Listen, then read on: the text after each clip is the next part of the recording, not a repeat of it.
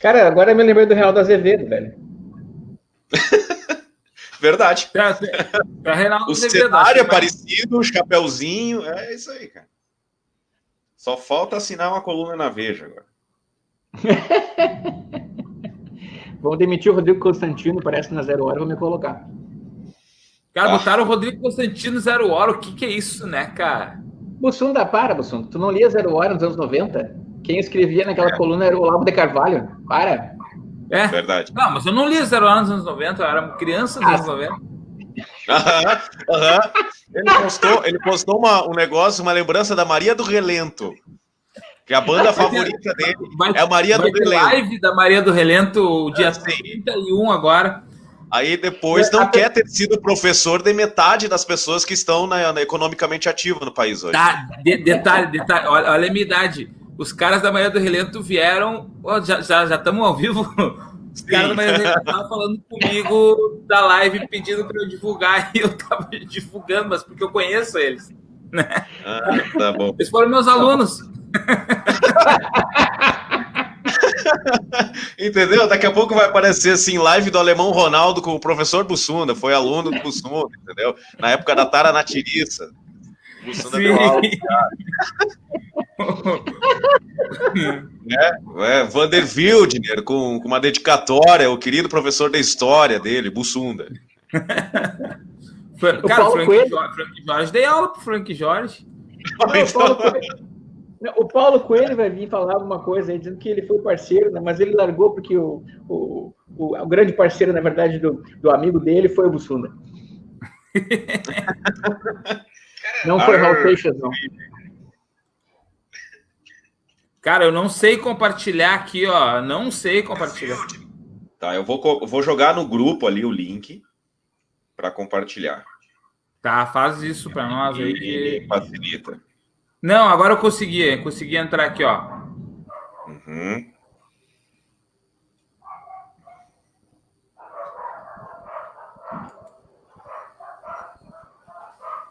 Acho que rolou.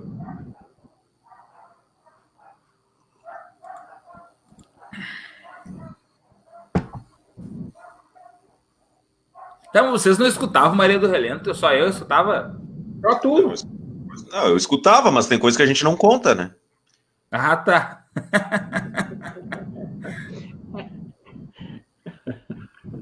Compartilhado lá já. Compartilhei já. Agora fluiu. Uau. Bora lá então, né? Bora lá, meu querido. Beleza. Muito bem, estamos começando a edição número 11 do nosso Não Bati o Martelo, o podcast ao vivo. Para quem ouve no Spotify, é só um podcast bonitinho, tá? Feito com muito carinho, né? Com tipo brigadeiro de panela e tal, bem caseiro, certo? E para quem tem mais tempo na vida, pode assistir ao vivo a transmissão desse negócio no Facebook do Vinil Rock Café, a fanpage mais rock and roll e abandonada de todos os últimos tempos. Eu sou o jornalista Arnaldo Hecker, estamos começando mais um Não Bati o Martelo. Este programa tem uma equipe gigantesca de produtores, que citarei na sequência, ao vivo na sua tela e no seu fone de ouvido, eles, o fiel escudeiro da Porcalice, professor Ederson Bussunda. Muito bem, boa tarde, bem-vindo. Boa tarde, Andrei, boa tarde, Arnaldo. Hoje é um programa dos meninos, né? Hoje as meninas não quiseram participar, não quiseram se envolver em polêmicas. Hoje o programa vai estar bem complexo e, né, sobrei, né? Então, por que os homens duram menos, né? Por causa de escolhas como essas, né? A pauta de hoje, só os meninos vão fazer. E também conosco o Reinaldo... Não, é o Andrei Serentini, roubou o chapéu do Reinaldo Azevedo. Tudo bem, cara? É o Santos Dumont hoje. Tudo bem, Arnaldo? Tudo bem, Bussunda? Como é que vocês estão? Tudo bem? Olha, vamos falar um monte sobre vários assuntos polêmicos hoje aí, né? Inclusive, meu chapéu já virou polêmica já, né? Bater boca e só macho falando, cara, só cueca falando. Bah, coisa braba isso. Hoje é a prova, né? Que mulher não se arrisca nas loucuras que, né, a gente vai fazer hoje. Muito bem, a pauta para o programa de hoje nós definimos em duas situações básicas, uma super leve, que é para falar sobre o liberalismo à brasileira. Né? O país se prova cada vez mais incompetente no entendimento do que é o liberalismo. Paulo Guedes é a personificação dessa coisa toda. E também a segunda pauta depois promete, porque vamos falar sobre as interpretações estranhas da Bíblia pelo movimento neopentecostal. Como assim?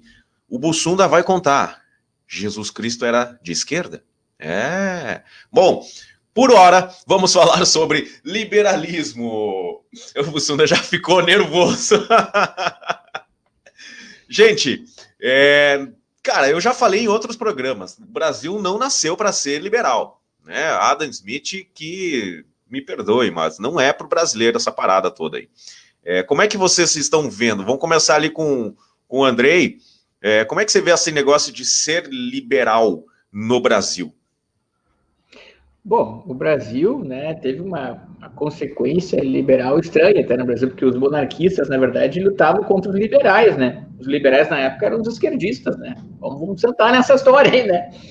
Hoje, o liberalismo hoje é diferente do liberalismo lá do início do século XX. Hoje, o liberalismo está voltado mais para o livre mercado, essa questão que envolve vamos chamar assim, o debate sobre a propriedade privada e a não intervenção do Estado na vida individual das pessoas, na vida privada das pessoas, na vida particular das pessoas. Então, os liberais estão gritando assim, ó, não se metam nas minhas armas, não se metam no meu terreno, senão vai levar tiro. Então, esse tipo de proposta liberal brasileira é um caricato, se você comparar como é que funciona o liberalismo americano, ou como que a doutrina liberal foi construída, né? Bom, o senhor sabe até falar mais sobre essa questão aí. O que eu queria dizer sobre essa questão do liberalismo brasileiro é um liberalismo tosco, né? A gente tem maneira de falar mal do brasileiro, mas nesse sentido, falar mal do brasileiro é importante, porque o liberalismo brasileiro é aquele liberalismo tão tosco que vai dizer assim, eu sou liberal nas questões econômicas, mas conservador nos costumes.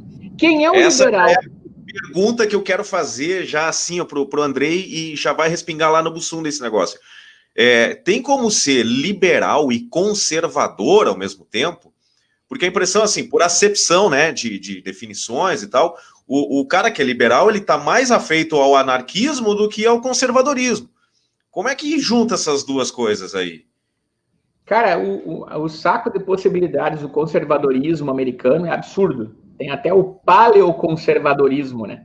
Tem coisas...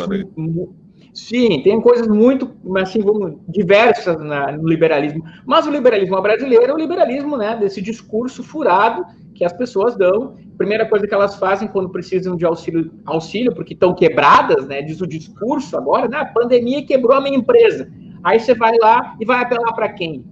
Vai apelar para o governo. Aí tem que existir Estado. Então é um liberalismo tosco e praticamente hipócrita, porque diz, não, eu não quero o dinheiro do governo, eu não quero pagar mais imposto, mas quando precisa, a primeira coisa que tu vai, e aí, governo, e aí, Estado? Como é que vocês vão organizar a minha vida aqui, me emprestar um dinheirinho? E o juro tem que ser baixo, né? Uhum. E aí, por aí vai. Fala, senhor Bussunda, seus amigos liberais lá, Rui Barbosa, Ulisses Guimarães, Pedro Simon, Fernando Collor de Mello, tudo teus amigos aí.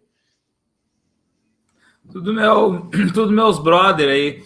Cara, eu acho que é o seguinte, as duas pautas principais do nosso programa de hoje, que é a questão se o Brasil é liberal ou não, e a questão das interpretações religiosas, elas acabam caindo no mesmo erro. As pessoas interpretam aquilo que elas bem entendem sobre cristianismo e sobre liberalismo no Brasil, né? O liberalismo, primeiro assim, eu acho que a gente está principalmente falando da ideia de liberalismo econômico, né? Porque, cara, existe de fato essa coisa liberal na economia, conservador nos costumes, é possível, nos soa estranho, né? Mas, cara, a humanidade, ou ela é toda estranha, ou ela é toda entendida como normal, comum, né?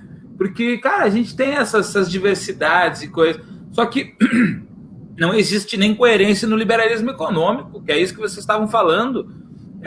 Eu não quero pagar impostos, mas eu quero empréstimo no Banco do Brasil a juros baixíssimos, tá? Eu não quero pagar impostos, eu quero que o Estado desapareça, mas eu quero saúde pública de qualidade, né? Eu acho que as pessoas, cara, nós incorrem num problema matemático, né?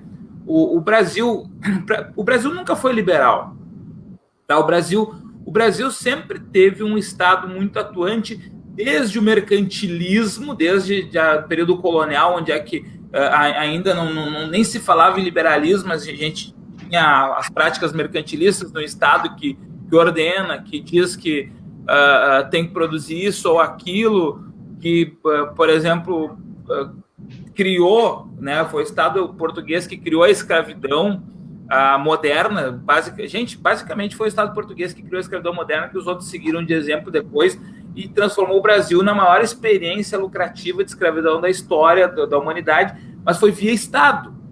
E depois disso, quando a gente se torna independente, período do século XIX, o Brasil tinha um Estado liberal. Cara, e isso é muito interessante. Vocês sabem a história do Barão de Mauá. O Barão de Mauá, o grande empresário da metade do século XIX, surto modernizador. Ele quebrou depois, sem o governo dar um centavo para ele, porque era um governo liberal. A República Velha é uma demonstração de liberalismo também no Brasil. Mas assim, só que qual é o preço disso? Foi se construindo um país onde se marginalizavam os descendentes de escravos, onde se marginalizou a população pobre, onde o governo se via no direito, por exemplo, dentro de uma ótica modernizante, de simplesmente expulsar os pobres do centro de cidades como o Rio de Janeiro, que acabou ocasionando aquela revolta da vacina, né? O povo, cara, porque não queria ser vacinado, não, porque estavam sendo expulsos das suas casas do centro, sob uma ótica modernizante. Então, mas era um governo liberal, que não estava fazendo nada, não estava criando nada, etc. Só que quando é que o Brasil toma jeito na vida? Com Vargas. A história do Brasil teria que ser dividida em A, V e DV. Não é seguir a lógica de antes de Cristo, depois de Cristo. Para o Brasil é antes de Vargas, depois de Vargas.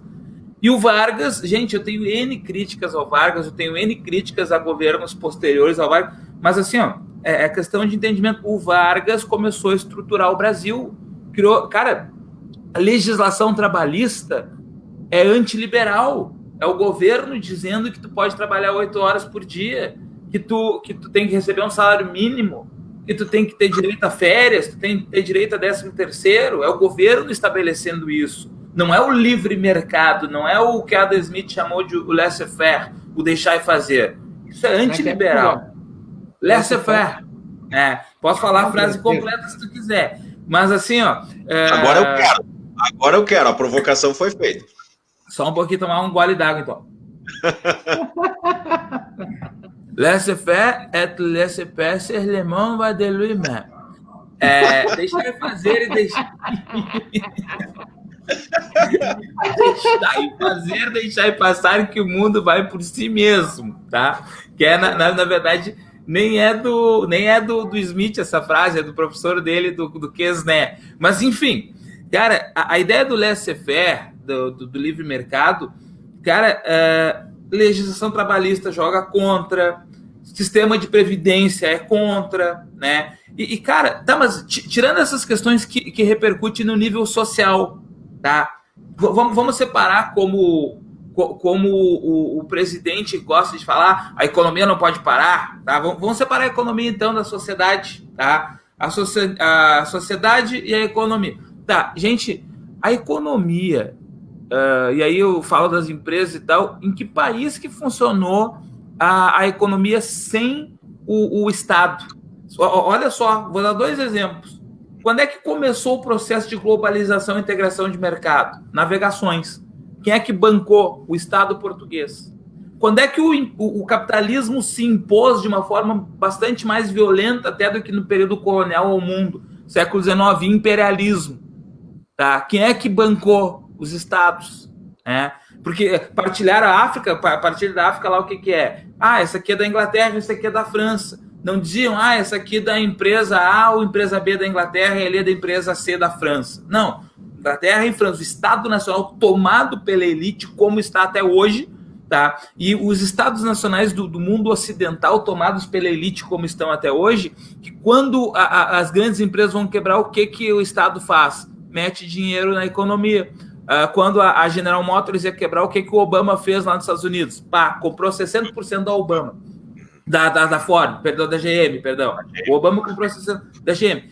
O que aconteceu aqui no início da pandemia do Brasil?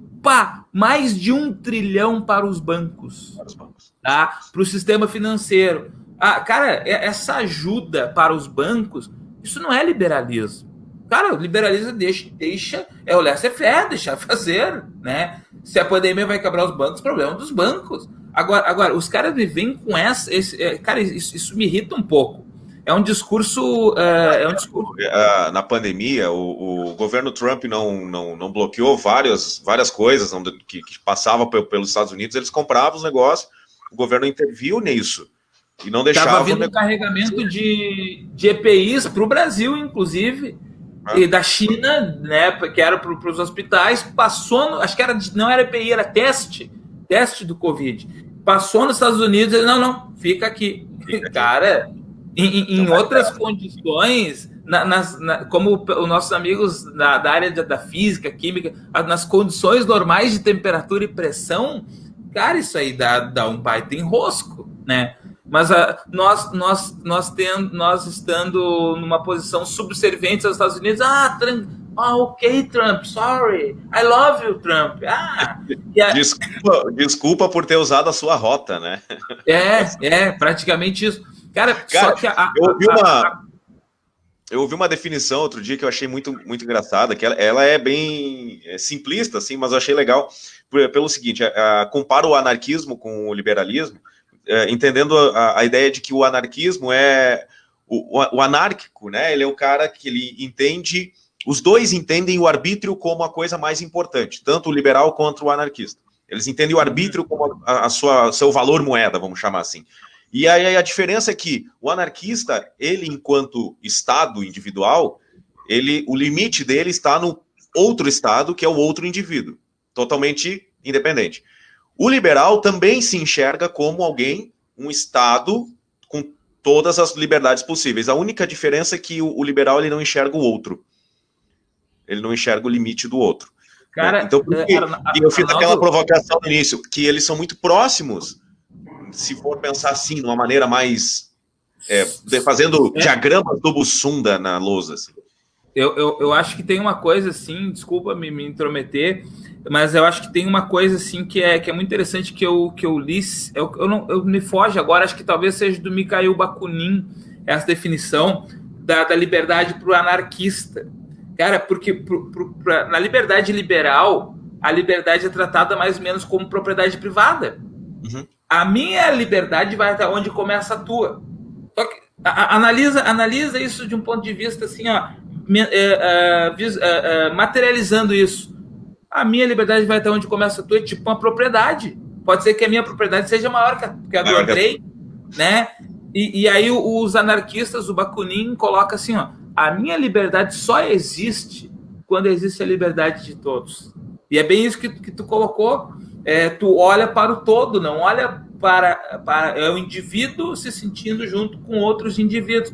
Só que, cara, agora os caras estão criando essa ideia de anarcocapitalismo, né? Eu já resumo para vocês. Você sabe o que é anarcocapitalismo, né? É feudalismo. Total. Cada um protege sua propriedade, cada um cuida de si, faz aliança com quem puder e vira o filme do Mad Max. O filme Mad Max é anarcocapitalista, né? É isso. E trazendo para essa realidade nossa, cara, eu não sei, eu tenho a impressão que Paulo Guedes está no momento de fritura, né? Esse papo todo aí, essa debandada, essa evasão do cérebro liberal que tinha no Ministério da Fazenda, não, agora é Ministério da Economia, né? E aí até a Karen, que é uma das nossas consigliere ali no grupo, né? Diz, mas esses caras vão sair correndo de dentro do governo com todas as informações privilegiadas e trabalhar agora no setor privado. É um modelo liberal maravilhoso, né? E, enfim, Andrei, como é que você avalia esse momento bem factual, assim, né? O projeto liberaloide, que é do nosso governo, caindo por terra. Como é que você vê isso? Porque na outra ponta a gente tem lá um Paulo Marinho da vida defendendo uma tese nacional populista, uma coisa lá bem Médici da vida, né? Vamos botar dinheiro em obra, vamos furar o teto, vamos fazer um monte de coisa para mostrar que o Brasil está crescendo e dívida que se lambe depois. Cara, sinteticamente é isso. Alguns liberais com o modelo americano quiseram implantar isso no Brasil goela abaixo e não tinham quem eles conseguissem juntar para fazer isso. No início, o Paulo Guedes foi lá e flertou com o Luciano Huck e não deu certo o flerte dele, né? Sabe disso. E o Paulo Guedes tentou a todo custo participar do governo. E aí ele se abraçou no Bolsonaro, que era o mais maluco de todos os candidatos possíveis, o único que foi também capaz de aceitar ele como ministro da Economia. Então já tem uma loucura por trás disso, né? Outro caso, especificamente falando, é a questão da ideia de que agora estão chamando o Bolsonaro, Bolsonaro não é liberal. Mas quem não sabia disso? Então, não, mas fomos enganados porque o Bolsonaro disse que ele teria um discurso liberal. Ele nunca teve discurso liberal. Ele flertou com o Chaves já. Então não tem que ter essa desculpa agora dos liberais, né, dizer, não, mas o governo, a culpa de não estar indo bem é por causa do Bolsonaro, porque o Guedes está no caminho certo. Quem não sabia Andrei, que era um godo? Fala, Suda. Um parênteses. Eu acho que para ser liberal tem que ter uma prática liberal. O que o Bolsonaro faz há 30 anos de liberalismo? Mas isso que eu estou dizendo, o Bolsonaro é completamente 30, né? 40 anos, porque coloca ele como servidor, como militar, ele, né, é um servidor público federal. Então, assim, nunca teve nada de iniciativa privada. Talvez a confusão dele com a bomba lá e tal fosse uma iniciativa privada de interesse particular, mas aí é outros 500. Cara, não tem fundamento isso, não tem fundamento porque, ora, os liberais depois apoiaram o Bolsonaro, mas eles sabiam que o Bolsonaro era um bode expiatório, e aí eles queriam fazer isso. Só que o núcleo duro do bolsonarismo, ali, os filhotes, 1, 2 e 3 ali, e mais uns cabeças de porongo ali, Alan dos Santos, esses Bernardo Kister, essa Sara Inverno aí, se juntaram num bolo e eles não são liberais. Eles não são liberais. Eles são, na verdade, extremistas. Os liberais não são extremistas. Então, é o maior... A Sara Inverno é o quê? Nem ela sabe o que ela é. É uma imbecil, né? A Sara Inverno é imbecil. Pelo amor de Deus, cara. Aquela guria não merece ter uma voz ativa em lugar nenhum. Só tem voz ativa porque tem rede social, né? Mas o caso mais importante aqui é lembrar que o liberalismo brasileiro, até, vamos dizer assim, tem pessoas que são liberais no sentido econômico americano, mas implementar isso no Brasil, abraçado no Bolsonaro, vai você cagar, né, meu? O Reinaldo Azevedo ficou bravo, hein? Hoje o troféuzinho comunista da rodada acho que vai ficar com o Andrei. O nosso comunista neoliberal, entendeu? Ele tá se sentindo traído, entendeu? Mas é óbvio. Um golpe no meu coração, né, das minhas ideias genéricas sobre o liberalismo. E agora tem uma outra questão dentro disso, né?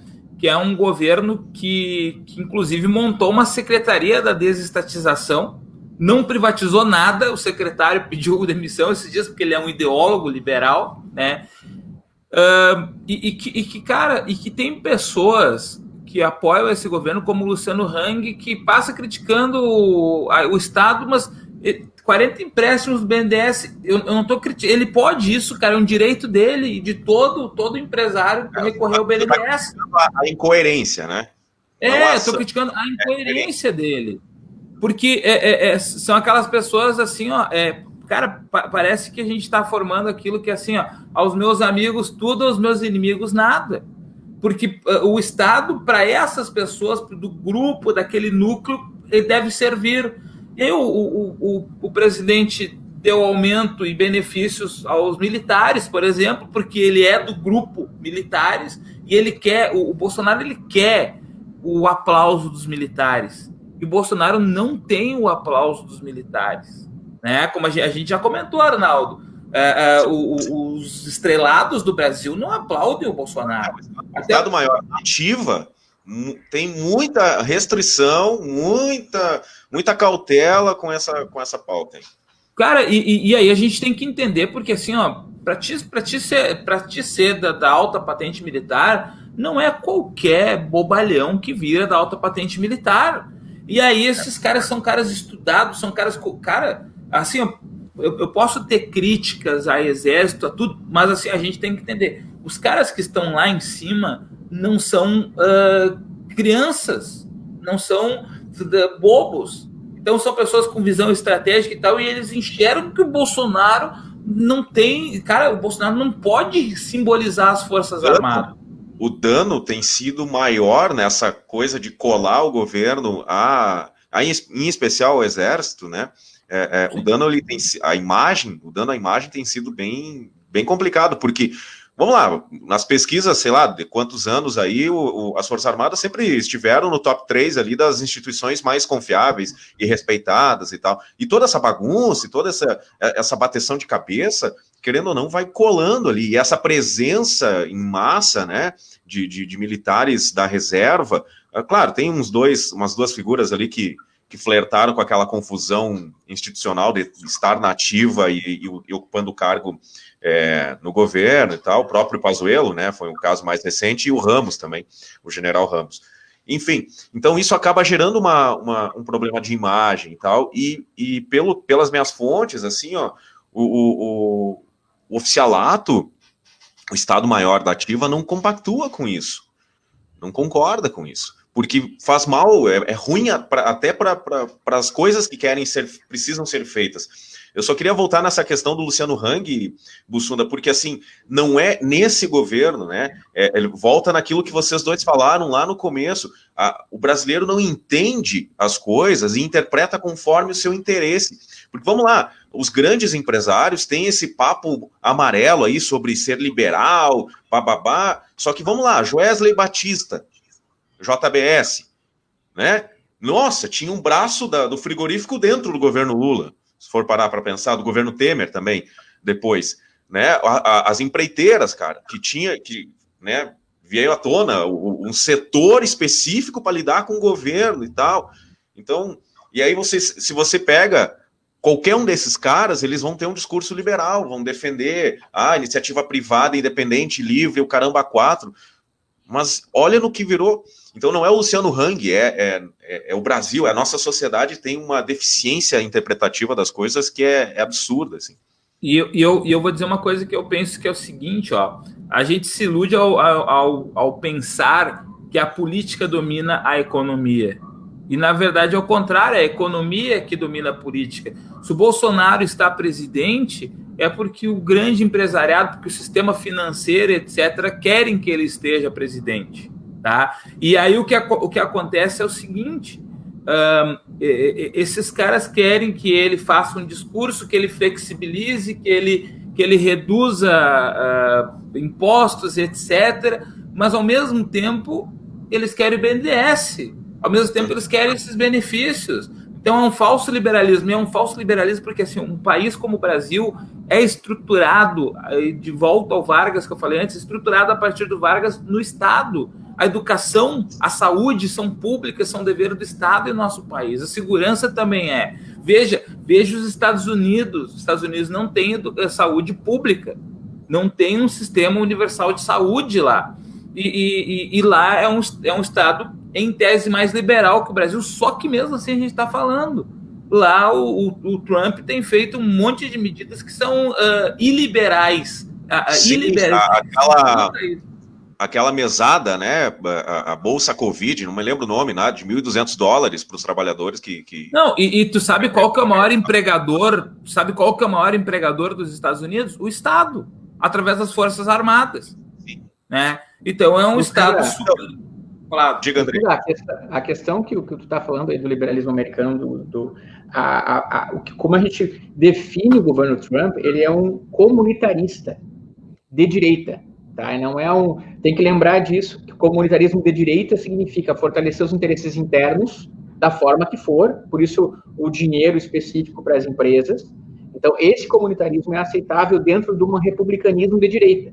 Agora, no papel dos democratas, eles não aceitam esse tipo de comunitarismo, porque o comunitarismo que os democratas aceitam é o comunitarismo mundial, ou seja, que as comunidades tenham relações econômicas né, equânimes. Então, há uma diferença grande entre o comunitarismo pensado pelo Trump, que é um liberalismo comunitarista, e o liberalismo comunitarista pensado pela esquerda, que é o perfil democrata. Então, tem mais isso. No Brasil, não existe essa distinção. Não existe essa distinção. Tu lembra disso que aconteceu lá nos Estados Unidos, em 29, quando o governo teve que entrar em jogo para poder salvar as empresas? Ele teve que fazer isso. Então, o que as empresas brasileiras esperam? Que aconteça a mesma coisa que em 29 aconteceu, lá nos Estados Unidos, mas só que aqui. Aí podemos dizer que existe um capitalismo no Brasil, né? E é isso que eu estou falando. É isso que eu estava falando, desculpa, André, porque assim, ó, quem expandiu o capitalismo nas navegações do imperialismo foi o Estado. Quem salvou, eu tinha usado o exemplo de 2008, quando estava quebrando o GM, quem salvou a GM foi o Estado, mas quem salvou a economia norte-americana em 32, quando depois da crise o Roosevelt criou o New Deal, foi o Estado.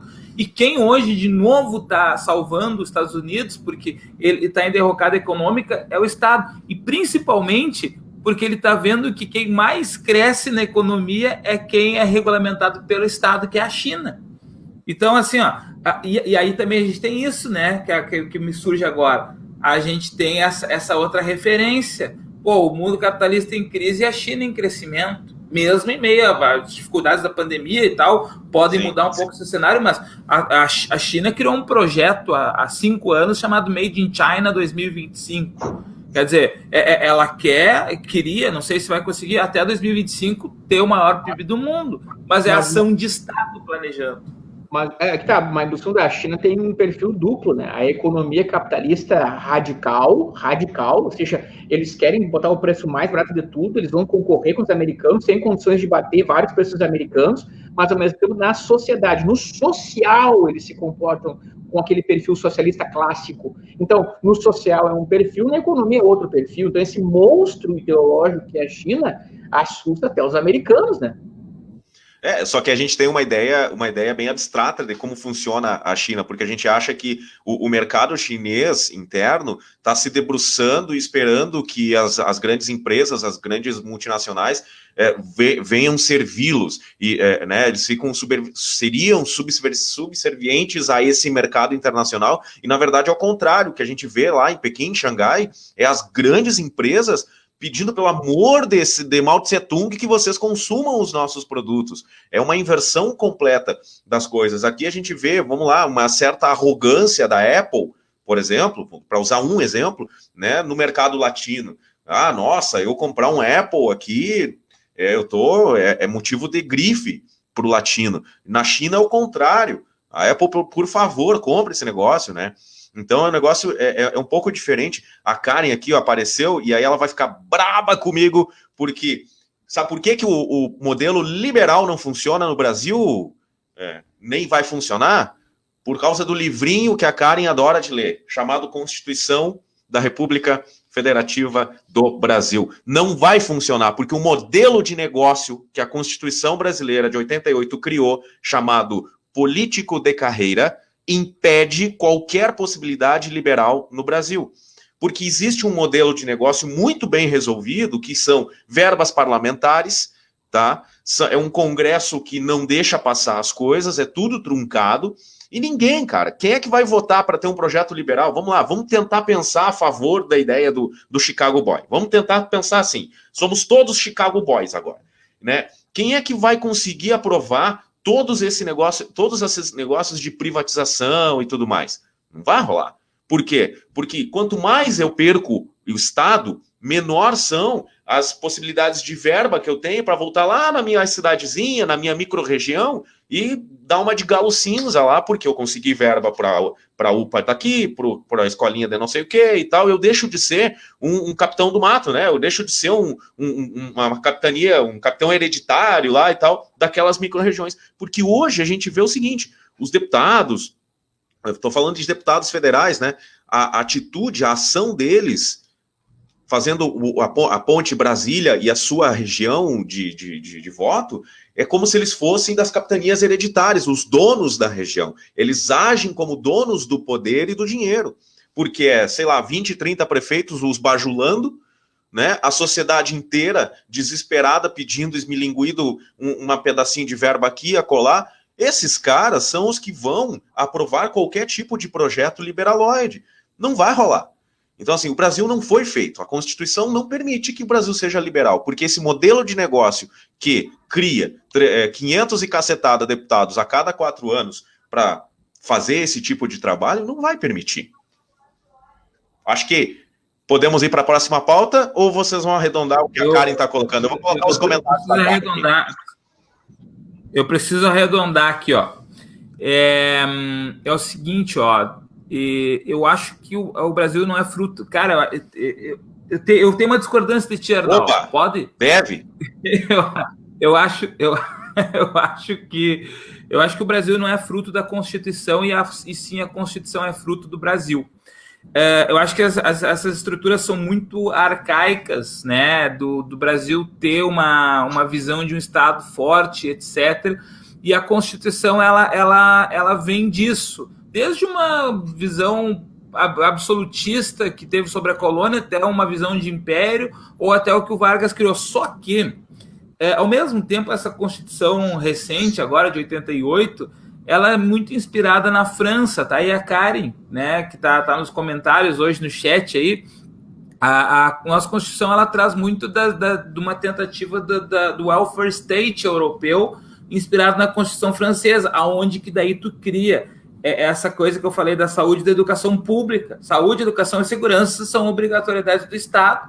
O salário mínimo deveria dar, pela regra constitucional, para alimentação, para moradia, para um monte de coisa que a gente sabe que um salário mínimo não dá para manter uma família, né? Então, o Diese, seguido, faz pesquisa, o salário mínimo tinha que ser 3, 4 mil reais, uma coisa assim, para poder atender os requisitos básicos daquilo que é previsto na Constituição. Bom, eu estou falando isso para dizer assim, a gente tem uma visão social, só que para te ter investimento social, tu precisa tirar de algum lugar.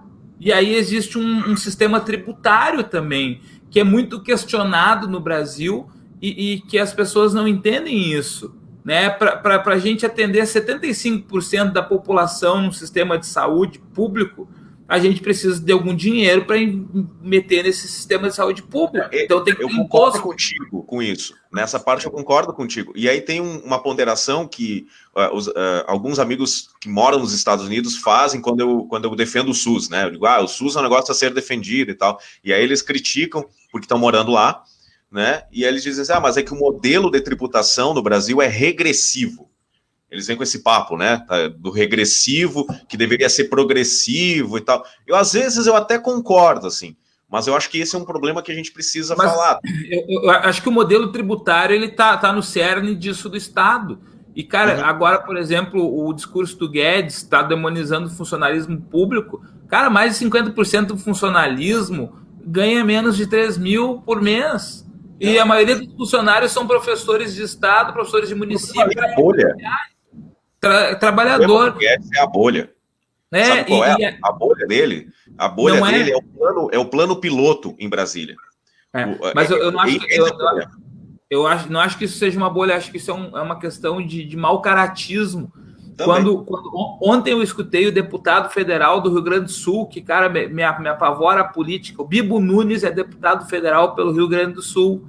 Perdemos o Bibo Nunes Show para ele ir para o Congresso, cara. Para ele ir para o Congresso, né? Ele era muito tão melhor quando ele tinha um programa na TV que eu podia desligar o programa e eu não consigo desligar ele no Congresso, né? Então, cara, o Bibo Nunes vai na Rádio Gaúcha falar absurdos, que tem que pensar, que tem que se unir, que ele vai abrir mão de 50% do salário dele. Se um outro deputado lá que eu não conheço, que era da esquerda, estava debatendo com ele na rádio, se você abrir mão, eu abro, porque nós temos que nos unir, fazendo um discurso demagogo desses politiqueiros, parece um programa de TV, um político do Zorra Total, cara, sendo que a gente... Isso sim. Cara... A gente precisa de reformas estruturais. A gente precisa... Cara, o Silvio Santos paga a mesma quantidade de imposto que eu. Cara, é um absurdo. Então, esse é o lance progressivo-regressivo. A Karen, assim, Bibo Nunes é doente. Bom, ainda bem que ela é advogada. vergonha, ainda bem que estou em Santa Catarina. Karen, você está em Santa Catarina, e Santa Catarina tem uma deputada federal, mulher, que defende a manutenção de uma gravidez de uma criança estuprada de 10 anos. Ela, então, ela já colocou no comentário ali, Arnaldo. Ó, nesse meio tempo, eu prefiro, acho que o Bibo Nunes. Cara, nós estamos vivendo numa época onde aquele personagem do Chico Anísio, o Justo Veríssimo, que era, né, debochado, e todo mundo sabia quem era o Justo Veríssimo, né? Ele disse que ia acabar com os pobres, porque ele ia matar os pobres, né? Que ia acabar com a pobreza no Brasil. Ele disse que ia dar lazer para o pobre, botando piscinas naturais no Nordeste, porque aí o pobre saía das praias e ia para o interior e ele não ia aparecer para os turistas, né? Esse tipo de política está virando a realidade nossa. Esses absurdos que eram falados pelo Justo Veríssimo, que é um personagem, acabam hoje caricatos como o Bibo Nunes. Bibo Nunes é uma bancada alegórica. Ele é pior do que... A vida real e vida arte, Andrei. Essa é a verdade. Não é o contrário. Né, mas arte. O Brasil é tão engraçado que todos os deboches que foram feitos, aqueles políticos, o político, aquele que falava na Praça Nossa, o cara, aquele que falava no parlamento, o deputado. O deputado dos dólares, né? Não tem, cara, não tem. A gente vê os caras. Parece que a realidade, assim, ó, ela é muito mais bizarra e mais engraçada do que a própria tentativa dos comediantes em fazer esses políticos. Eu acho que a qualquer momento o João Kleber vai parar tudo e vai nos avisar que tem uma câmera escondida, é só uma pegadinha. Claro. Então, o Bibo Nunes é um ótimo exemplo, Bussunda e Andrei, sobre isso, sobre a minha teoria lá, né? De que caras como ele, que agora estão com o cartão na mão para fazer o que fazem, para ter acesso às coisas, e tem um discurso bonitinho de que serão liberais, que não sei o que lá, esses que não vão fazer isso. Porque eles vão ser picados pela mosca azul do poder, cara. Só que o Senado, ao mesmo tempo, ontem, vetou rejeitou o veto. Rejeitou o veto do Bolsonaro aos reajustes dos servidores. Cara, a Câmara defendeu, né? Mas aí está, a gente, cara, acho que nós já vamos entrar para a pauta 2 em breve, e eu já vou dizer, já serve para a pauta 2. A gente não pode simplificar a esfera política como, são os políticos. Eu acho que esse é um discurso muito fácil, que é um discurso liberaloide, muitas vezes um discurso liberaloide, que é um discurso que é de simplesmente ataque ao Estado e vendo o Estado como malvadão sempre. Porque os agentes do Estado... Aí o Bibo... Cara, e vejo como isso é forte. Ele estava discutindo com um deputado do PT, que era um cara super centrado na fala. Não conheço o cara, mas aquela fala que ele fez super centrado. E eu não lembro o nome desse deputado do PT. Eu lembro o nome dessa caricatura chamada Bibo Nunes. Esse está sendo nosso problema. Mas a gente memoriza aquilo que é escatológico. A gente memoriza o que é escatológico. A Tatiana trouxe aqui, que colocaram o Bibo Nunes para discutir com o Boulos na CNN, pau a pau, como se equivalessem antagonicamente. Cara, é engraçado isso. Eu vou me meter, porque parece que uma pessoa, é um professor universitário conversando com um aluno de quinta série. E o aluno de quinta série que tem mais razão e mais fundamento racional para discutir políticas públicas do que um cara que tem uma formação universitária, que é professor universitário. Isso é uma coisa ridícula. As pessoas não entendem que existe uma hierarquia intelectual. Eu não sei, eu fico bravo com isso. Mas assim, vocês dois que são professores, vocês enfrentam isso todos os dias, né? Outro dia o Bussunda fez uma postagem um pouquinho mais ácida, porque ele anda, né, na quarentena meio ácido, assim, e aí ele fez uma postagem, e aí eu vi assim, isso aqui vai render comentários interessantíssimos. Eu já me preparei, mas aí eu cheguei muito antes dos comentários, eu até disse, cheguei antes demais, né? Não deu para ver, porque tem cada comentário bizarro que aparece nas postagens do Bussunda, né, que é incrível. Tem alguém dando delay aí de vocês dois, seus analógicos. Deve ser o Andrei. Que nem o Coppola. É uma falta de respeito colocar essa gente para falar com pessoas que têm compromisso com a ciência e com a educação. O Coppola, ele utiliza várias estratégias da esquerda para defender a direita, né? Ele conseguiu pegar o jeitinho da esquerda de falar para falar as besteiras que ele fala pró-direita, né? Tipo o Alexandre Garcia, agora é Alexandre Gracinha, porque ele virou malabares do governo, né? Alexandre Gracinha. Muito Eu fui bem. pro canal Bibo Nunes aqui, fui pro canal Bibo Nunes, não tem informação nenhuma. Arnaldo, tu sofre muito com isso, ele é jornalista, até que se prove o contrário, entendeu? Então daquela galera que não tem informação nenhuma, mas foi trabalhar na TV, deu certo, apresentador. Virou jornalista. Enfim. O jornalismo é a nova administração, né? Nos anos 90 era assim, não sei o que fazer, faz a administração. Agora é jornalismo. Pessoal, a nossa segunda pauta é sobre os neopentecostais e a interpretação, às vezes, estranha da Bíblia ou dos conceitos bíblicos e tal. O Bussunda prometeu que ia provar que Jesus Cristo, sob a ótica atual, é um cara de esquerda, né? Então, nesse momento, eu passo a palavra para Vossa Senhoria. Como que as pessoas não enxergam isso, Bussunda? Nasceu família pobre, periferia, rolê para cima e para baixo com os amigos, pescador, umas coisas. Iam jogar pedra numa prostituta, ele foi lá e disse: joga, atire a primeira pedra que ele enterrou, né? Cara, tomando uns vinhos, rolezeiro lá, e cara, fazendo. Água em vinho, transformando água em vinho, vamos fazer uma festa. Transformava água em vinho, tá? E aí, cara, criticando o governo direto, né? Morto porque não era um cidadão de bem. Jesus não era cidadão de bem, né? Lembra do Ariano Suassuna? Ele escreveu, né? Ele escreveu que Herodes e Pôncio Pilatos eram a direita da época. Eles eram os conservadores, defensores do crescimento do Império Romano pela força e pelo poder e tal. E aí, dentro desta lógica, se Pilatos e Herodes eram a direita, aqueles que se demonstravam subversivos a esta realidade, no caso Jesus Cristo e seus seguidores originários, né? Esses caras seriam a esquerda. Óbvio, senta e presta atenção. Não estamos falando que as ações de Cristo tinham viés político. Tenta aumentar o volume do aparelho de surdez e prestar atenção.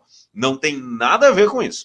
Nós estamos tentando fazer uma tradução para os tempos modernos, a perspectiva moderna, sobre a falta de interpretação de algumas coisas que está naquele amontoado de livros importantes da história do mundo, chamado a Bíblia Sagrada, tá? Então vamos lá, com calma. Ao mesmo tempo, Arnaldo... Hoje tem que desenhar. Ao mesmo tempo, quando ele falou, dai a César o que é de César, a Deus o que é de Deus, é viés político. Tá. Jesus é um ser político também. E Jesus, tirando qualquer caricatura que a gente possa fazer, que eu estava dizendo, andava na perifa, rolê, cara, tirando qualquer isso, realmente, ele era da periferia do Império Romano, de uma área dominada pelo Império Romano, e ele se colocava contra o Império Romano, contra o imperador, e ele foi morto por ser subversivo à lei do Império Romano. Tá? Então, Jesus era subversivo. E Jesus não se enquadraria hoje naquilo que a gente chama de cidadão de bem. Não é um cidadão de bem. Lá no Império Romano não é. Então são coisas simplistas, assim, que dá para perceber. São coisas bem tranquilas de... Vamos lá, o sistema que a gente tinha na época, das regras judaicas, vamos dizer assim, né? Jesus fazia atendimento a enfermos no sábado. Tá escrito esse negócio lá. Não estou inventando na minha cabeça brilhante isso. Está escrito, ele atendia enfermos no sábado, o que era proibido. Se isso não é contravenção, né? E aí? Então, as pessoas não querem entender as coisas, mas tudo bem. Esse modelo... E aí aí eu quero propor a pauta, e aí é coisas fáceis para o Andrei, tá? Andrei, me explica um cristão que presumidamente leu a Bíblia e entende isso, defende a questão da manutenção da gestação de uma vítima de estupro de 10 anos de idade. Isso está dentro do cristianismo, né, Arnaldo? O cristianismo como um todo defende essa política de defesa da vida de qualquer forma. Porque um cristão, Questão que eu falo aqui, não pentecostal, apenas não pentecostal. Até é bom lembrar um pouco sobre essas questões aí que são complicadas de explicar, de como surgiu o fenômeno pentecostal no Brasil, tá? O que é Pentecostes? Pentecostes, na verdade, 50, significa, né? 50 dias ali, que dá depois da Páscoa, Pentecostes. Páscoa, isso. E aí o seguinte, ó, cara, a defesa é porque a concepção da vida no linguajar cristão é quando o espermatozoide vai lá e fecunda o óvulo, ele tem vida já. Então, ele já tem um chamado, né, um ser humano em potência. Essa é uma discussão também aristotélica, né?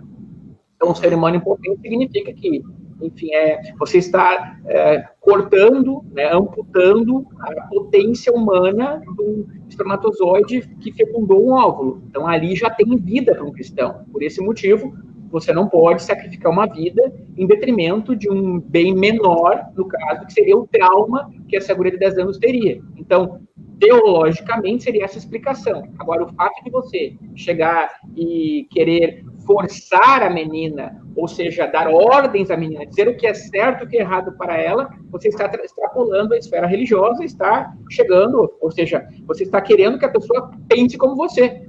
Isso na verdade, deixa eu te provocar. Andrei, pelo Velho Testamento, Maria não foi consultada para ter um filho? Sim. Então assim, se a mãe modelo foi consultada, por que as outras não podem ser? Pois é que tá. A questão na verdade, o viés interpretativo aqui vai variar muito de concepção, até porque existe uma discussão muito séria entre até alguns pentecostais. Não são todos que falam esse tipo de coisa, né? Por exemplo, uma explicação teológica, o Espírito Santo, por exemplo, para os pentecostais, só existiu na época clássica do início do cristianismo. Depois não vale mais o Espírito Santo, por exemplo. Então, existe uma discussão sobre se a Bíblia ela diz o que realmente é a realidade, sem ser contraditória, ou seja, ela fala as coisas como elas são, e tem uma discussão dentro do pentecostalismo que diz que a Bíblia tem alguns problemas, tem alguns erros. Então, vai variar muito a concepção, né? E essa concepção é muito complexa, é muito difícil, não dá para, num programa, ficar discutindo essa relação, né? De qual é a interpretação que é mais aceitável ou não. Só que a interpretação que acaba criando um boom midiático nas redes sociais, na televisão, é a interpretação canônica, mais clássica, por exemplo, de uma Igreja Universal do Reino de Deus, né? Que é uma neopentecostal, né? A gente tem que lembrar que no Brasil tem 3 movimentos que existiram pentecostais. Primeiro em 1910, depois em 1950 e depois em 1970. Então, tem 3 fases pentecostais. A última é a neopentecostal, dos anos 70 para cá. Quem inaugurou esse neopentecostalismo, Pentecostes aí, esse neopentecostalismo, consigo falar agora. Palavrinha xarope. O bispo Edir Macedo. E aí vieram R.R. Soares, vieram outros bispos que acabaram criando esse movimento. É um movimento crítico, né? Pequenas igrejas, grandes negócios. Mas infelizmente, Bussunda, essas igrejas pentecostais, né, pentecostais, elas fazem um bem danado para um monte de gente. E a gente não pode deixar isso, porque assim, os pobres em geral, no início do programa, os pobres em geral, eles não tinham acesso a um serviço de psicológico, né? Bem como tinha falado, Arnaldo, no início lá, que a gente estava conversando sobre isso antes de começar. As igrejas acabaram sendo um centro ou um lugar específico onde você vai falar sobre os seus problemas, vai escutar aquilo que o pastor tem para falar, vai te aliviar aquilo. Aliás, se você pegar, não dá para pegar os benefícios, né? São muitas benesses que a igreja, a própria igreja católica, apostólica romana, assim como a igreja evangélica, todas elas exercem um trabalho minucioso. Deixa eu fragmentar um pouquinho. Né? Deixa eu fragmentar um pouquinho. Só deixa eu falar a brincadeira para as pessoas que não entenderam que a gente estava falando em off, que a gente diz assim, o trabalho, isso que o Andrei está dizendo, esse trabalho ele é muito, muito positivo. Tem muita gente que fala que mudou de vida em função da igreja e tudo mais, e isso é ótimo. Isso é um trabalho que o Estado também não faz. Né? A fé ela tem um capital importante nesse processo. E aí eu brinquei que o pastor de ateu é o psicólogo, né? O terapeuta. Que o psicólogo e o terapeuta, ele é o padre, é o pastor do cara que não tem fé no cristianismo ou coisas do gênero, ou nenhuma outra similar e tal. Então, é importante o trabalho. Só que ninguém é 100% perfeito, ninguém é 100% bom nem mal, né? Então, a gente está se prendendo aí nessa questão do mal, do ruim. Vai, Bussunda. A gente tem, desde 2010, surgimento de quase uma igreja nova por hora no Brasil. Quase uma por hora. Surgem 20 igrejas por dia. IBGE 2010. Isso essa igreja é como é que diz? A instituição? Não uma casinha. Não uma casinha. É uma igreja nova. Uma igreja nova registrada. Não sei como é que chama. Essas ramificações, né? Uhum. Cara, que claro, aí tu vai vendo como surgem, e eu acho muito bacana que surgiram igrejas, inclusive, segmentadas, tipo aquela Bola de Neve Church, que é dos surfistas. Cara, igrejas surfistas, eram surfistas que eram maconheiros, etc., começaram a rezar, foi o que acabou com os Raimundos, né? O Rodolfo, que era vocalista dos Raimundos, e ele virou da Bola de Neve. Cara, é uma organização gigante, né?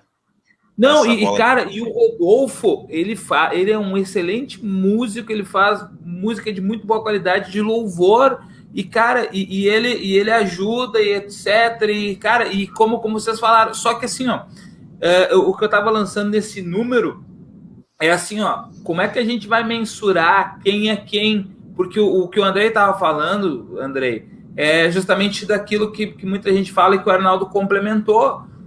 Tem lugares na periferia que o Estado não chega. Apesar de a gente ter os CAPs, que são do SUS, que é o Centro de Amparo Psicossocial, eles não chegam aos lugares e a igreja chega. E em alguns lugares as pessoas não conseguem, quando dá violência na periferia, morre o familiar, quem é que vai lá e consola a pessoa? O pastor. Só que aí, como é que a gente vai separar o joio do trigo? Vai, Santos Dumont. Católicos não vão à periferia, tá? Eu estou falando que evangélicos que são da linha pentecostal, esses vão. Católicos não sobem morro. Vou deixar bem claro isso. Até que se tu for até um presídio no Brasil hoje e perguntar para os presos qual é a religião, qual o respeito que eles têm pelas pessoas que eles gostam, vou dizer que é o pastor.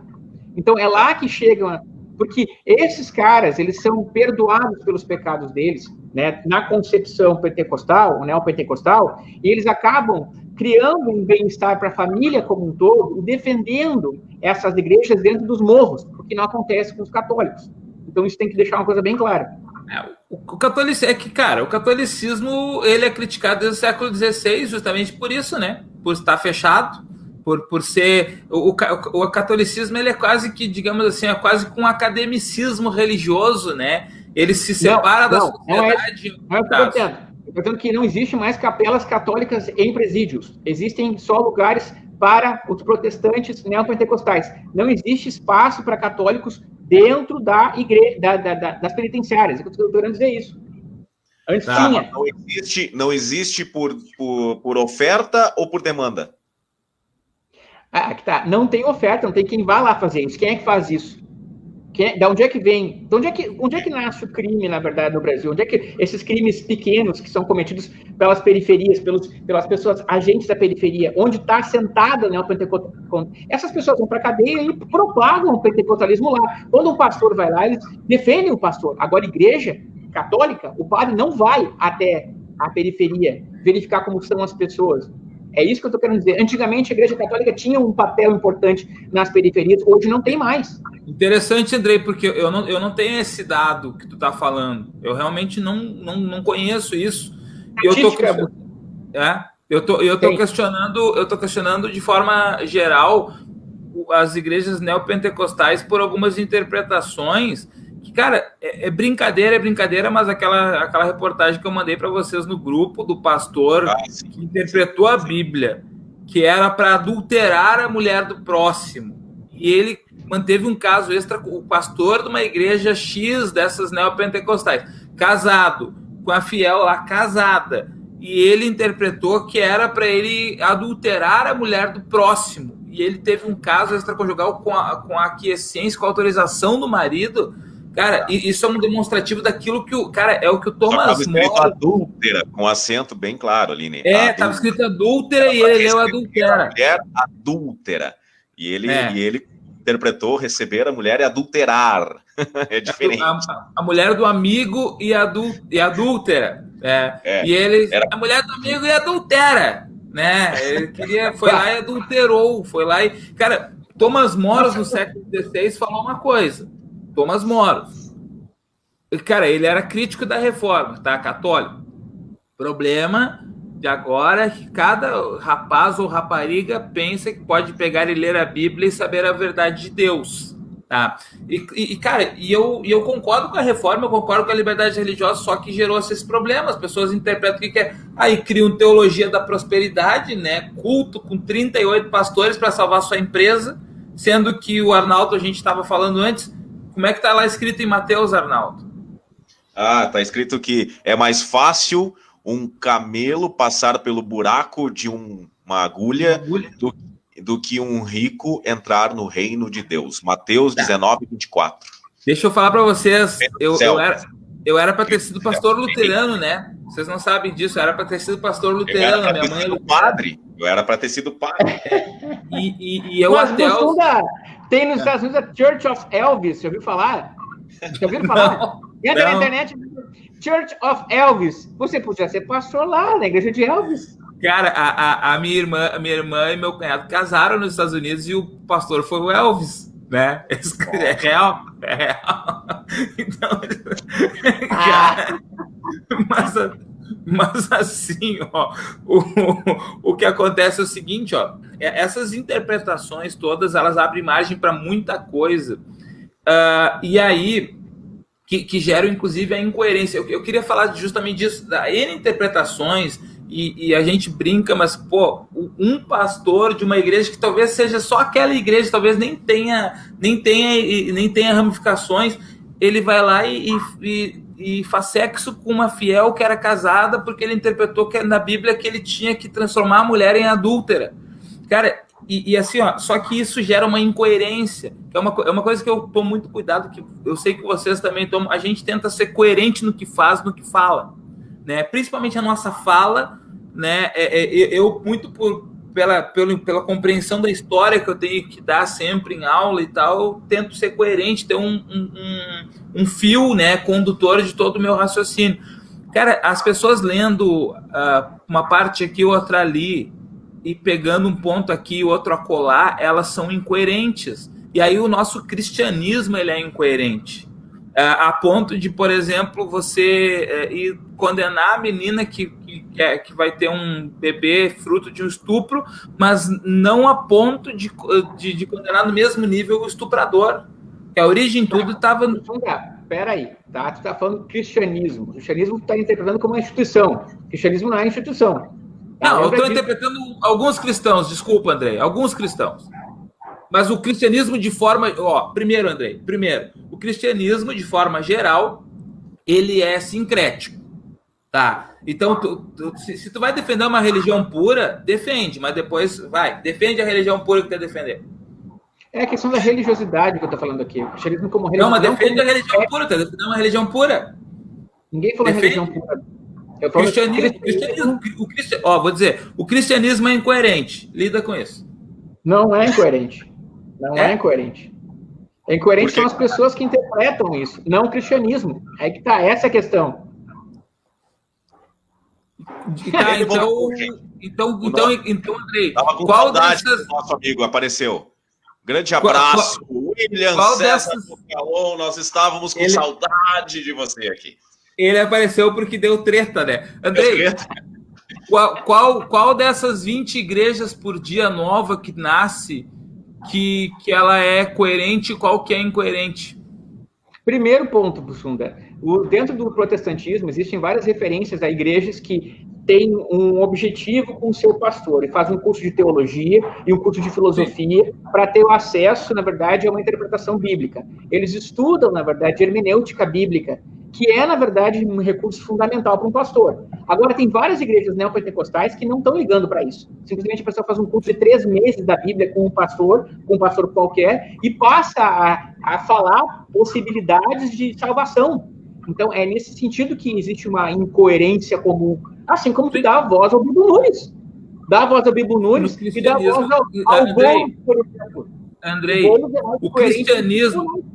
Já que tu pegou isso, o cristianismo é incoerente, assim como a democracia do Brasil é incoerente.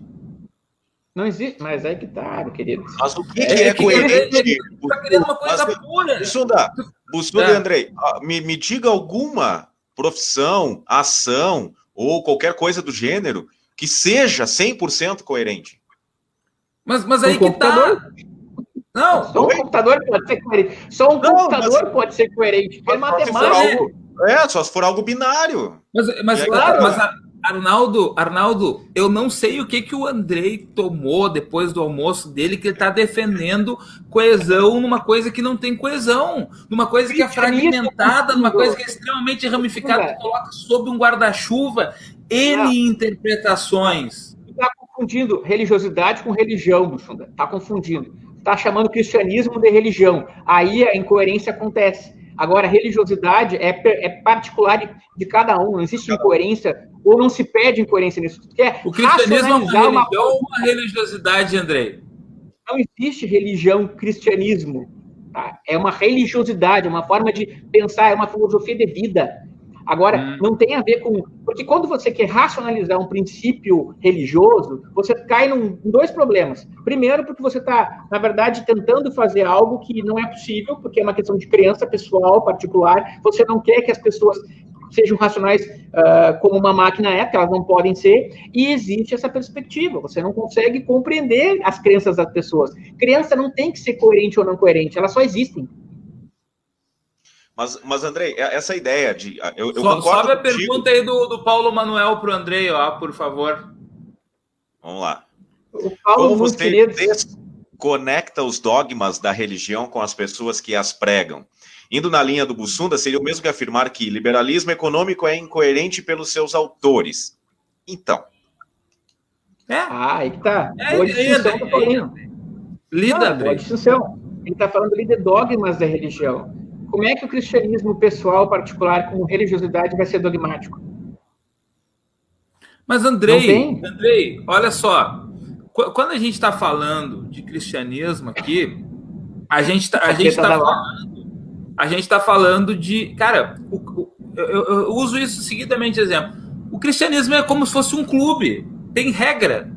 Então, para te entrar numa igreja...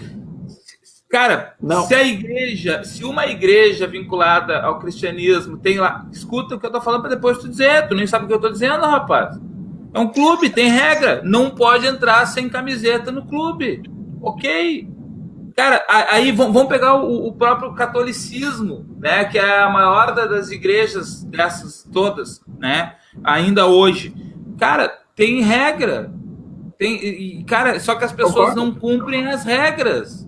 As pessoas interpretam dentro daquilo que querem, dentro de um prisma cara, que é da customização da religião. Tu tá confundindo, Andrei. E a culpa é lá do Martinho Lutero, Bussunda. Quando ele tirou o negócio do latim, já virou esculhambação. Por isso que eu falei do Thomas Moros. O Thomas Moros não estava errado. Eu não concordo com a religião em si, mas o Thomas Moros não estava errado quando ele diz qualquer rapaz ou rapariga acho que pode ler a Bíblia e entender o que quiser. E aí as pessoas leem o Antigo Testamento e interpretam que não pode fazer transfusão de sangue. E daí proíbem de fazer transfusão. Quanto por cento das pessoas? 1%. Sei lá, 2%, não sei qual é o percentual. Eu acho que vocês dois estão certos e estão falando a mesma coisa, só que de formas diferentes. Eu entendo que a tua metáfora do clubinho, ela é boa. Ela é boa. Tá? É ótimo. É por aí. Não, ela é boa, tá? É uma metáfora boa. Mas eu entendo o Andrei quando ele diz que a gente não pode questionar aquilo que é do indivíduo. A forma como a religião toca e se percebe no indivíduo, ela é intransferível, ela é indissociável daquela... A religiosidade, pessoa. Arnaldo. A religiosidade, ela é intransferível. Agora, o que a gente está preocupado aqui é quando esta forma de manifestação religiosa no indivíduo afeta a sociedade na qual ele está inserido, criando julgamentos estranhos, criando uma sociedade de párias e por aí vai. Esse é o problema. Então, ninguém está dizendo, você tem, para você ser evangélico, você tem que ler de cabo a rabo, entender e explicar. Não, a forma como a religião desperta em você o teu lado religioso, beleza, cada um tem o seu. É intransferível do indivíduo, eu entendo essa parte. O problema é o que você faz com esse conhecimento. Esse é o problema. Quando você entende, é que nem um aluno, Bussunda e Andrei, você explica feudalismo pro cara, entendeu? Você explica para ele. Mas o cara vai lá e faz o trabalho dele do jeito que ele acha que é feudalismo. Então não é feudalismo. Então não é. Mas é o que ele entende. Então, se ele entendeu errado, ok, ele tem o direito de entender errado. É isso que eu estou dizendo. Ele tem o direito. O que ele não pode é ele dar aula para outros alunos, ele monitorar a disciplina de história, dando aula de feudalismo errado. São coisas diferentes. Como ele entende a tua aula é uma coisa, agora como ele transmite que é o problema. Eu acho que tu caiu numa conversa de um filósofo pós-moderno. Filósofo pós-moderno que quer desestruturar tudo. Cara, que quer transformar tudo em caixinhas herméticas fechadas. O William falou um negócio que é parecido, ó. O problema é que aí vira um negócio. Mas o William está falando de instituição, viu? O William está falando de instituição, de indivíduo. Que é o asterisco, que é o problema. Eu, Andrei, a gente está falando do indivíduo. Aí o nosso problema aqui é com quem transforma isso em business.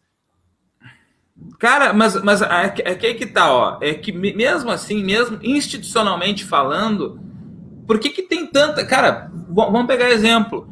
Pode, nas igrejas cristãs, homossexual ser pastor ou casar?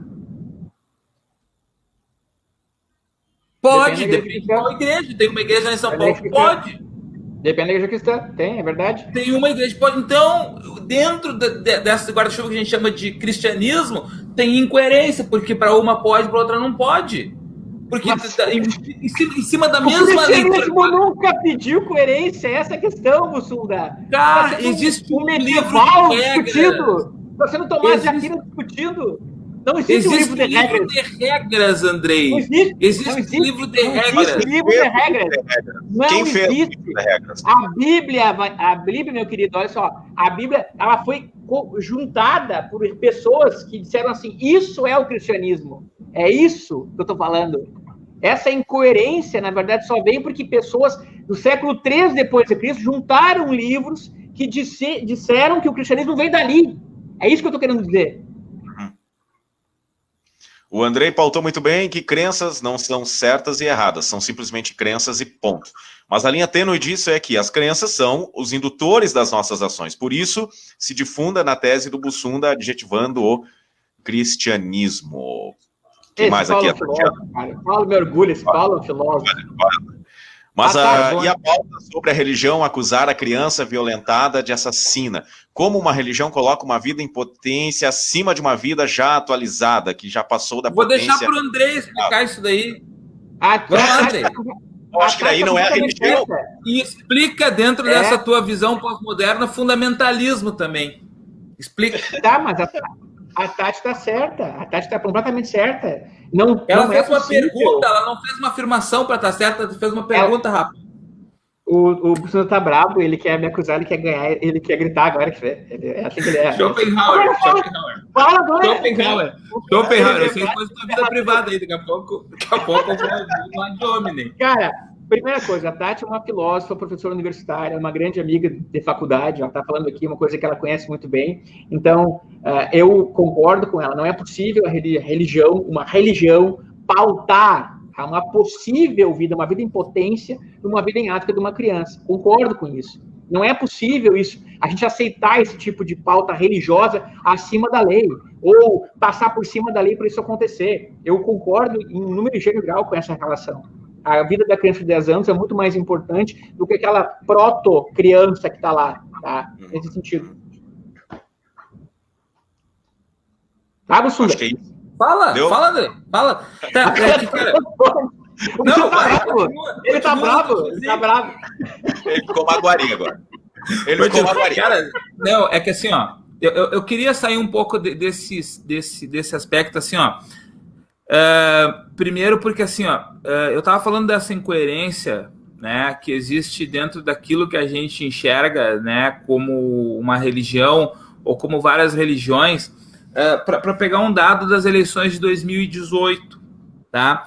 A gente associou muito a extrema-direita brasileira aos neopentecostais.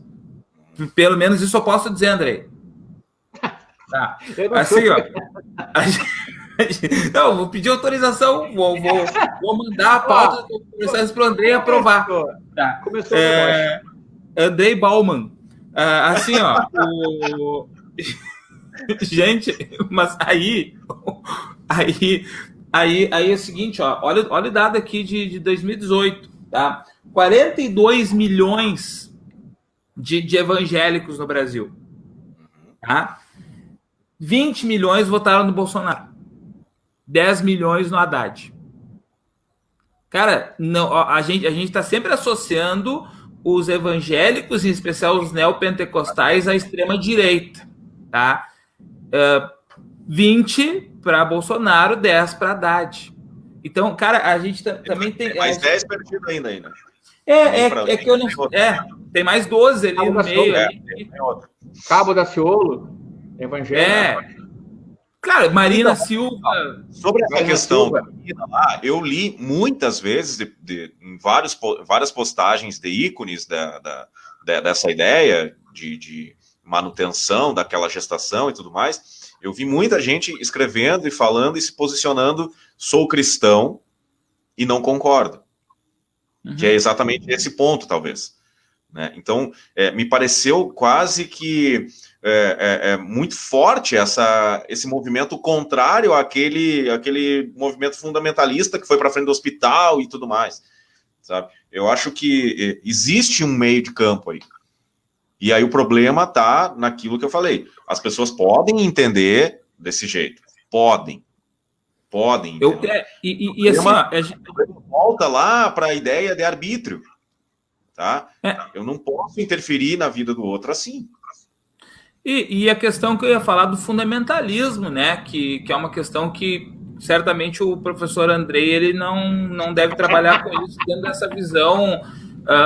dessa visão de migalhas religiosas que ele trabalha, e o fundamentalismo é um dos problemas que atinge uma parcela das religiões que muita gente só coloca sob a pecha do Islã, né, o fundamentalismo, e cara, se tu for observar a gente agora nessa última semana, pelo caso específico da menina, a gente esteve muito mais próximo do Oriente Médio, que a gente tanto critica, o fundamentalismo religioso, do que de qualquer país democrático. A gente cara, o que foi feito foi totalmente dentro da lei, dentro das previsões legais, né? Dentro existe a possibilidade do aborto, né? Em caso de estupro, em caso de risco de vida, né? E a cefalia, né? Mas dois casos já se enquadravam ali para ocorrer o aborto, né? Que a menina ela teve diabetes gestacional, como uma criança, né, gerando outra criança ali, ela estava realmente correndo algum risco de vida, e é fruto de um estupro, né? E cara, só que me abismou, vocês viram que teve um padre do Mato Grosso que ele colocou na rede social dele, né? Ficou 6 anos sendo estuprado, não estava gostando de certo. Cara, aí tu mexe também, ó. É uma visão religiosa que se mistura. Não, isso não é visão religiosa, aliás. Mas aí que tá, eu não sei se a visão dele é religiosa. Não tem a ver com religião. Não tem a ver com religião. Aí ele é um religioso, ele é um homem da religião falando uma ogrice, uma coisa absurda ali, que não tem nada a perceber. Chegaram a ver o fato de que a guriazinha teve que ser colocada no porta-mala do carro? Ela é a avó. Ela é a avó para não aparecer e tal. E vinha carros juntos, porque vazou o carro que eles estavam indo até o hospital, e as pessoas querendo proibir, gritando, grito de, né, assassina. Cara, sabe? Na verdade, eu acho que o fundamentalismo religioso que o Bussunda está falando é chegar a esse ponto ridículo aqui de você, obviamente, criar um risco de vida para a própria criança, para a própria mulher, né? Que a Sara fez com a guria, né? A Sara Inverno, né? Colocou a vida dela, da família dela, toda em risco, né? Como eu previ, o Andrei disse, acho que é isso que o Bussunda chamou de fundamentalismo. Ele não sabe o que é fundamentalismo, porque nessa fragmentação não existe fundamentalismo. Fundamentalismo quando tu pega uma regra religiosa e tu quer seguir ela ao pé da letra, estando ela de acordo ou não com as leis vigentes, né? Que é, por exemplo, a gente considera aqui no Brasil, e cara, fundamentalismo não precisa ser xingamento, tá? Os adventistas são classificados por alguns como fundamentalistas pela questão do sábado. Nada se faça... Mas não é um problema. Eles adequam a vida para ter o sábado como o seu dia. Agora, o Testemunho de Jeová é fundamentalista pela questão da transfusão de sangue. E isso se choca com a legislação. Por isso, seguidamente, a gente vai estar vendo médicos ou hospitais entrando na justiça contra pais, Testemunho de Jeová, para ter que fazer via ação judicial uma transfusão de sangue de uma criança recém-nascida ou alguma coisa assim. Então... E fundamentalismo é quando tu tem, né, já anotar aí, Andrei, é quando tu pega um preceito religioso e tu segue esse preceito, mesmo que ele se choque com regras morais ou jurídicas vigentes. E tem gente que se pautando nisso, cara, tá tudo dentro da lei, tá tudo dentro do previsto, e aquelas pessoas lá fazendo, cara, além de lutarem contra a lei, fazendo balbúrdia em frente a um hospital, ameaçando, chamando uma criança de 10 anos de assassina, que eles estavam gritando. Cara, o absurdo é absurdo. É a distinção entre legalidade e moralidade, né? Acha que a moralidade religiosa está acima da legalidade. Então, tem o direito de chegar lá e dizer o que eles têm que fazer ou não com a guria. Bom, cara, o Bussunda virou um censor agora. Virou... Não, vou mandar a pauta nos próximos programas, Arnaldo. Eu mando para o Andrei antes os conceitos que eu vou usar para ver se está autorizado. Sai daí! Gente, estamos chegando sobre o horário já, passamos. Polonês Andrei Bauman. Que hoje nós pudéssemos passar um pouco do nosso horário. Enfim, quero agradecer aí, Andrei e Bussunda. Até a próxima semana. Suas considerações finais, já que gastaram a homilia hoje. A minha consideração final, vou começar falando porque ele vai me criticar agora, o Bussunda, quer ver? Eu vou terminar falando. Normal. Ele vai tocar pedra em mim, vai dizer que eu sou Bauman, santamariense, vai começar a falar que, na verdade, que eu tinha um caso com o Papa, não sei, ele vai inventar a história, vai levantar a história. Das suas considerações... Eu era pastor antes de ser filósofo. Olha lá. Indo na linha da Tati, a defesa dos fundamentalistas que foram à igreja abençoadas pelos seus líderes religiosos por uma questão simples. Aceita na defesa desta tese, ela não se pronuncia em defesa da vida em si, quer da menina assim como a do feto, mas sim da preservação do conceito família, que apetrecham seus templos. Pois na interpretação deles, a família vem do dogma fundamental de que família é a unidade binária entre homem e mulher. O aborto independente da sua causa, e cortou o resto aqui. Vai contra não apenas das questões morais, mas econômicas acima de tudo. Para mim não apareceu o resto. Esse cara, o Paulo Manuel, na verdade, um amigo, né?